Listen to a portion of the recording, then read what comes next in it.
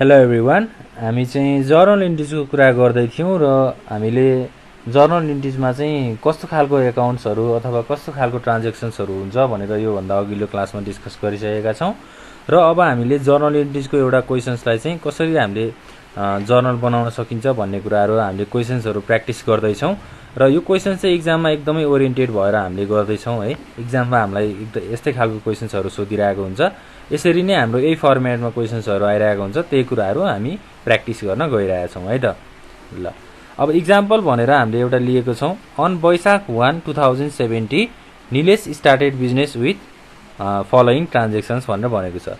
कसले त? एउटा इन्डिभिजुअल निलेश भन्नेले चाहिँ बिजनेस स्टार्ट गरेको रहेछ 2070 साल वैशाख 1 गतेबाट भनिसकेपछि अब निलेशको ट्रान्जेक्सन्सहरू चाहिँ के कस्तो छ त्यसलाई हामीले जर्नलमा रेकर्ड गर्नुपर्ने छ। जस्तै वैशाख 1 गते चाहिँ उसले बिजनेस स्टार्टेड विथ क्यास 15,000, उसले 15,000 रुपियाँ लगानी गरेर चाहिँ के गरेको रहेछ, आफ्नो बिजनेस चाहिँ स्टार्ट गरेको रहेछ अथवा सुरुवात गरेको रहेछ। वैशाख 1 भनेर हामीले बिजनेस स्टार्टेड बाई निलेश हैन, business started with cash rupees 15,000 भनिसकेपछि अब के हुने भयो त? क्यास बिजनेस भनेको निलेशको बिजनेसमा क्यास गयो हैन भनिसकेपछि क्यास अकाउन्टलाई हामीले डेबिटमा राख्नुपर्छ। टु अब निलेशले हामीले के इन्भेस्ट गरेको हो, क्यापिटल इन्भेस्ट गरेको हो, त्यसलाई हामीले क्रेडिट साइडमा रेकर्ड गर्नु पर्यो। बिङ बिजनेस स्टार्टेड है, बिजनेस सुरुवात गरेको छ भनेर बुझ्नु पर्यो। अब क्यास अकाउन्ट डेबिटमा हामीले कति राख्नु पर्यो? 15,000 राख्नु पर्यो। त्यसै गरी क्रेडिटमा पनि 15,000 राख्नु पर्यो। अब वैशाख 1 को ट्रान्जेक्सन भयो है। निलेशले स्टार्ट गरेको बिजनेस भनेको क्यास उसले बिजनेसमा, यो बिजनेसमा चाहिँ उसले 15,000 क्यास लगेर बुझायो भनेपछि बिजनेसमा के आयो त? क्यास आयो हैन। त्यही भएर क्यास अकाउन्ट डेबिट हामीले गर्यौं। अब वैशाख 2 मा हेरौँ। वैशाख 2 मा चाहिँ goods purchase for cash rupees 5,000 भनेर भन्यो है। उसले बिजनेसको लागि चाहिँ के गर्यो त? सामान किनेर ल्यायो। कति हजारको? 5,000 को। अब सामान किनेर ल्याउनु भनेको के आउनु हो त? सामान भित्रिनु हो। सामान भित्रिनु भनिसकेपछि हामीले पर्चेज अकाउन्ट डेबिट भनेर लेख्छौँ। सामान आयो। To cash account. अब क्यासमा किनेर ल्याइसकेपछि क्यास पनि तिर्नु पर्यो नि हैन। तिर्नेलाई हामीले क्रेडिटमा राख्छौँ। Being goods purchased. ल अब डेबिट अमाउन्टमा 5,000 लेखिदिनु पर्यो। क्रेडिट अमाउन्टमा पनि 5,000 लेखिदिनु पर्यो है। त्यसै गरी अब वैशाख 3 मा हेरौँ। वैशाख 3 मा चाहिँ के भनेको छ त भन्दा sold goods for cash rupees 1100 है। अब 1100 मा चाहिँ सामान बेचिएको छ भनेर भन्यो। सामान बेच्नु भनेको के आउँछ? क्यास आउँछ, पैसा आउँछ। 1100 रुपियाँ चाहिँ क्यास हामीले पायौँ। क्यास अकाउन्ट डेबिट लेख्नु पर्यो। Cash account debit. टु के हुन्छ? सेल्स अकाउन्ट हुन्छ, किनभने हामीले सेल्स गरेको हो नि त सामान हैन। Being goods sold. कति हजारको हो त? 1100 रुपियाँ। 1100 रुपियाँ डेबिटमा, 1100 रुपियाँ क्रेडिटमा। वैशाख 3 भइसकेपछि अब हामीले वैशाख 4 मा हेरौँ। पर्चेज गुड्स फ्रम किशोर है। किशोरबाट सामान किनियो 1000 रुपियाँको भनिसकेपछि अब यहाँ क्यासको कुराहरू गरेको छ त छैन नि है। क्यास तिरेको छ भनेर भनेको छैन। यदि हामीले पैसा तिरेर ल्याएको भए यहाँ अन क्यास भनेर पछाडि दिएको हुन्थ्यो। तर व्यक्तिको नाम दिइसकेपछि अथवा कसैले हामीलाई सामान दिएको छ भने उसको नाम आइसकेपछि हामीले के बुझ्नुपर्छ त? यो चाहिँ सबै क्रेडिटमा भएको छ अथवा उधारोमा सामान किनेर ल्याइएको छ भनेर बुझ्नुपर्छ। अब पर्चेज भनेर सामान किनेर ल्याइसकेपछि के हुन्छ? हामीले यसलाई पर्चेज अकाउन्ट भनेर डेबिटमा राख्नुपर्छ। पर्चेज्ड अकाउन्ट डेबिट है। पर्चेज अकाउन्टलाई डेबिटमा राख्नु पर्यो। वैशाखको पर्चेज्ड अकाउन्ट डेबिट। अब 2 के हुने भयो त? किशोर अकाउन्ट हुने भयो। यदि क्यासमा किनेर ल्याएको भए 2 क्यास अकाउन्ट हुन्थ्यो। अब किशोरबाट उधारोमा किनेर ल्याएको छ भनेपछि किशोर अकाउन्ट नै लेख्नुपर्छ। जो व्यक्तिले हामीलाई सामान दिएको हो त्यही व्यक्तिको नाम चाहिँ लेख्नुपर्छ। अब यहाँ के भन्नु पर्यो, being purchase goods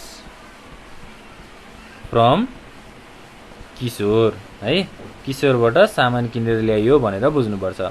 purchase account कति राख्नु पर्यो, अब यहाँ सामान कतिको किनेको छ, 1000 रुपियाँको, 1000 डेबिटमा 1000 क्रेडिटमा। अब वैशाख 5, वैशाख 5 गते के भएको रहेछ, sold goods on credit to Raju है, राजुलाई चाहिँ उधारोमा सामान बेचिएको छ। कति अमाउन्ट छ त, 1000 पर्ने सामान राजुलाई उधारोमा बेचियो भनिसकेपछि अब यहाँ के गर्नु पर्यो, राजुले के पायो, सामान पायो। राजु अकाउन्टलाई हामीले डेबिटमा राख्नु पर्यो। हाम्रो के गयो त, सामान गयो नि हैन, Raju account debit to sales account. हामीले त सामान बेचेको, being sold goods to Raju on credit, उधारोमा बेचिएको। कति हजार छ त, 1000 नै होला है, 1000 नै रहेछ ल। 1000 लाई डेबिटमा, 1000 लाई क्रेडिटमा। त्यसैगरी अब वैशाख 5 भइसकेपछि वैशाख 6 मा जाउँ। वैशाख 6 मा के भनेको छ त भन्दा, paid telephone charge ₹60। Telephone charge भनेको खर्च है, खर्च चाहिँ 60 रुपियाँ तिरेको छ भनेर भन्यो।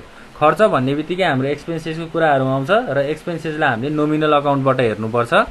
नोमिनल अकाउन्टले के भन्छ भन्दा, एक्सपेन्सेसलाई डेबिटमा राख भनेर भन्छ। अब टेलिफोन चार्ज भनेको डेबिटमा राख्नु पर्यो किनभने एक्सपेन्सेस भयो। Telephone charge account debit to के हुन्छ त, अब टु क्यास हुन्छ नि हैन, पैसा तिरेको हो नि त टेलिफोन चार्ज भनेर। Being telephone charge paid. ल कति छ हाम्रो टेलिफोन चार्ज, 60 रुपियाँ छ है।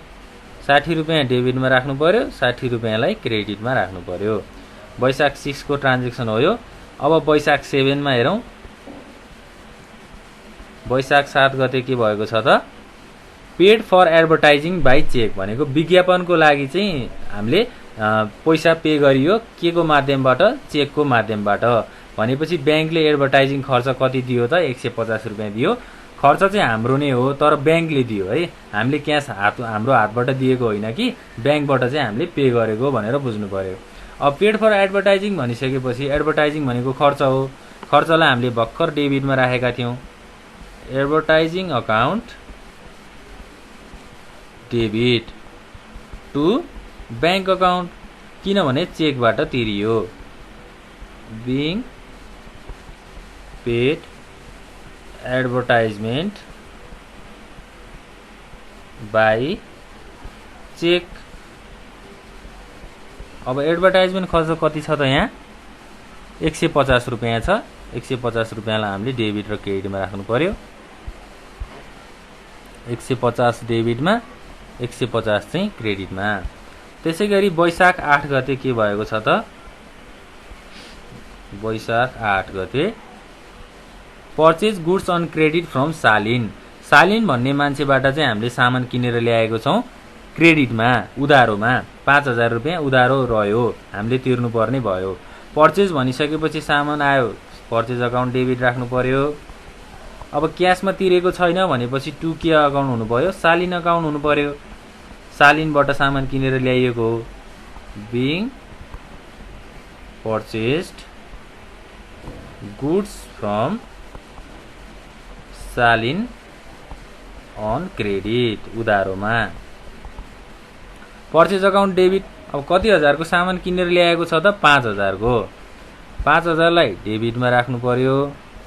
त्यसैगरी 5000 लाई फेरि केमा गर्नु पर्यो, क्रेडिटमा राख्नु पर्यो। ल अब लास्ट ट्रान्जेक्सन वैशाख 9। वैशाख 9 गते चाहिँ के भएको छ त भन्दा,